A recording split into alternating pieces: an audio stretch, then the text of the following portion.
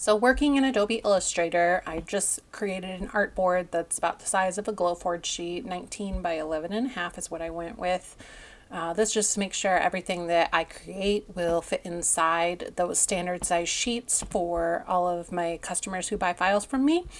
I pulled in a few snowflake graphics that I created a couple years ago in Procreate. I drew the snowflakes and then I converted them over to a scalable vector graphic or an SVG. So I've imported those already. And in order to make my ornament for this tutorial, I'm going to use, from the tools panel over here, I'm just going to pick a circle. And if you hold down the shift key while you create your circle, it will keep its dimensions even. So it won't be an oval, it'll be a straight circle with the same measurements all around. And then over here, I'm going to maintain my width proportions. So I made sure I toggle that on, and I'm going to create a 3.5-inch circle. So I'm just going to go ahead and change that over here to 3.5. And then I'm going to copy that circle and paste right in place.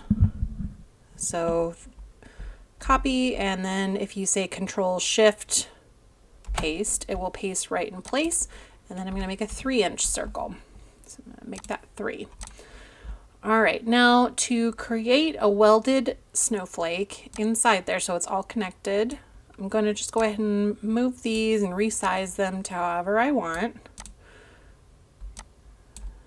And if you want them to maintain their proportions, you can hold down your shift key while you're resizing them, and then they won't lose their shape. All right, I'm going to kind of size those down because then I'm going to add my text in here next. If I want to put a name in here or something like, how about we just say my name for an example. So I'm just going to go ahead and type my text, and I'll just say Mrs. Hand, or we could go ahead with Jodie, just for this example. Size that up a little bit, and obviously you have your own fonts. I have lots and lots, but for this one I want to do kind of a script font so that all of the letters will be connected.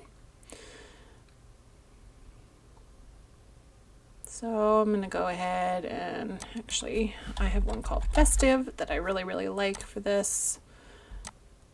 And this is also a good example I can show you as well because I have an I in my name, and a lot of people do have problems finding those little dots when they fall through your honeycomb, and I don't want that to happen. So I am going to show you how you can weld that dot together with your word as well. Okay, so any text that you've got at this point, it doesn't have a path to it. So we need to convert that over to a path. And the easiest way that I've found to do this is to go under the object panel, and we are going, object, and then say expand, and just hit OK. And as you can see, then it's created it all in a path, but they're not connected in one whole path. Each letter has its own path. So then I've got this Pathfinder tab over here, and you can find that under Window, Pathfinder. And I just added that permanently over here to my toolbar because I use it so much. And then I'm going to use this one that's Unite. And then that creates one solid path for the entire word. But I still have here where the I is not connected. So I'm going to take a rectangle, very small, and just make a little rectangle right there. And then I'm going to select all of it, the name and that little rectangle, and then hit that Pathfinder again. And now my I is connected. And you can do this with really any font. If you have, you could also make your I bigger or your dot bigger by just making a circle shape or something like that. But this I found is the fastest way, especially if you're going to be making a lot of different personalized items. All right, so right now this is all filled with black, and I like to just keep everything as a stroke. So I'm going to switch that over so that it just has a black stroke, no fill.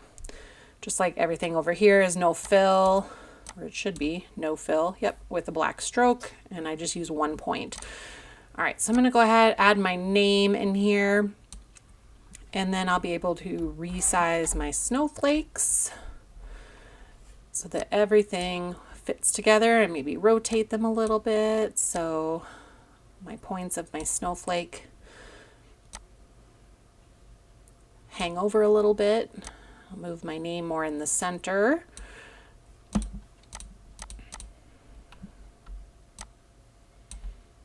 Maybe rotate this one a little bit. And you could do this with really any shapes. I just chose snowflakes just because it's kind of more generic for the holidays and not,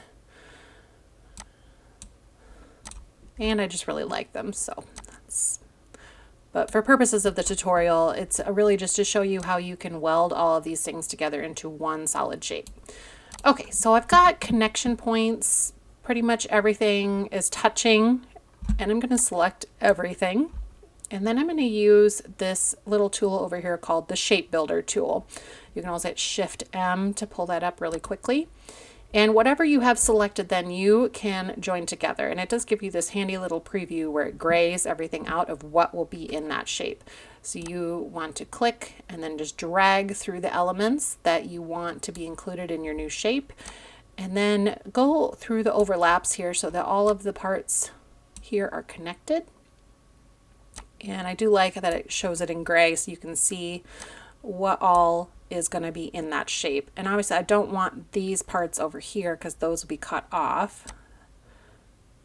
I'm just going to go through, and then what's helpful too is to zoom in because I have this little bit here and I want that to be connected, so make sure I select that. And I'm just going to keep going until I have all of the overlapping parts connected. And if you zoom in here, it's just ever so tiny little area where it is connected. So I do want to make sure that I go through that, otherwise that will be a cut line later, and then I will end up with some very wonky looking parts. And I'll just keep going over here as well, and again zoom in because you do have another little overlapping area here. I want to make sure those all stay connected and I don't have cut lines separating that. And then it's be a good idea to just check these little areas here like I just did, because like I said, you don't want to have a funny cut line there, especially when you have something very small. It's easiest just to zoom in and get those last little bits. And like I said, it's grayed out so you can see what is included in that new shape. And here I see one little part I missed, so I'll go ahead, get that little bit. And before I click out of there, I'm going to just make sure everything looks the way I want it.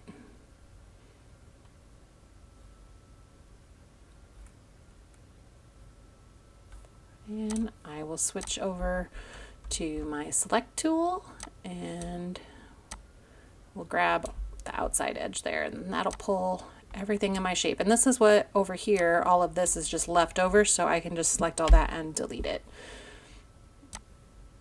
And the last step for making that ornament holder would be to add a little hanger part, so we'll do that next. Alright, so to create my little hanger part, basically just going to do a couple circles. I like to do one as a 1/2 inch, and then I copy and paste in the same spot, and then I make a 1/4 inch circle inside of it. And then I'm just going to select everything and align it to my center. And then again, I'm just going to take that shape builder tool with everything selected. Actually, I didn't select this small circle in the middle. I selected the outside circle and then my new shape. So then everything is combined. I can group that together.